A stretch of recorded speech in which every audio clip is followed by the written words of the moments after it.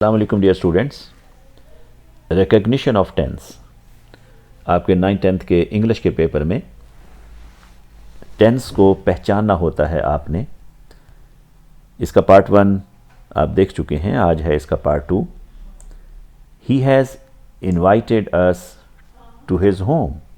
ये एक एग्ज़ाम्पल मैंने दी है आपको और आपने ये पहचानना है कि इसका टेंस कौन सा है।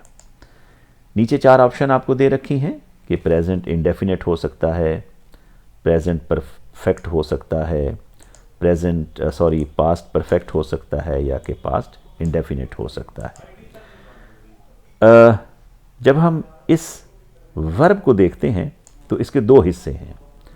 यहाँ पर हमें नज़र आ रहा है कि एक हेल्पिंग वर्ब है और ये हमें नज़र आ रहा है कि ये इसका प्रिंसिपल वर्ब है, यानी 2 हिस्से हैं इस वर्ब के। तो इस चार्ट को अगर आप अच्छे अंदाज में पहले देख लें, समझ लें, तो आपके लिए कोई मुश्किल नहीं होगा ये जज करना कि इसका टेंस कौन सा है।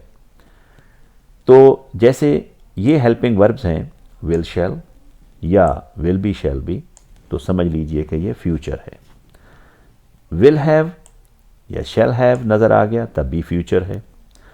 अगर एम इज़ आर या हैव हैज़ आपको नज़र आ गया तो ये प्रेजेंट है, और वाज वर या हैड आपको दिखाई दे गया तो ये पास्ट है।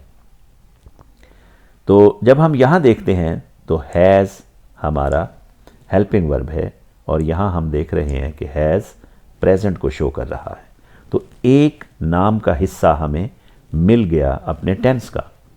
अब दूसरा हिस्सा ढूंढने के लिए हम देखेंगे कि ये वर्ब की कौन सी फॉर्म है। तो ये वर्ब की है 3rd फॉर्म। वैसे भी हैज़, हैव, हैड के साथ हमेशा 3rd फॉर्म आती है।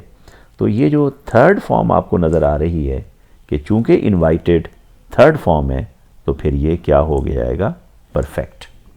तो इस तरह से हमें पता चल गया कि ये हैज़ की वजह से प्रेजेंट है और 3rd फॉर्म की वजह से ये परफेक्ट है। तो टेंस का नाम बन गया प्रेजेंट परफेक्ट। तो हमारी ऑप्शन कौन सी दुरुस्त हो जाएगी, दिस वन, यानी कि B. Thank you very much students. लेकिन एक काम और कीजिएगा जाते जाते, ये एक चार्ट मैंने आपके सामने रखा है हेल्पिंग वर्ब्स का। ये जो येलो पार्ट आपको दिखाई दे रहा है इसको एक पोएम के तौर पे याद कर लीजिएगा, क्योंकि ये चार्ट हमारे बहुत काम आने वाला है। ये भी हेल्पिंग वर्ब्स हैं लेकिन इसको पोएम से ज़रा थोड़ा सा अलग करके याद कर लीजिएगा। मैं आपके सामने पोएम को बोल देता हूँ। Am is are was were, ये ग्रुप 5 या G5। हैव हैज़ हैड, ये इसको हम हैव फैमिली भी बोलेंगे।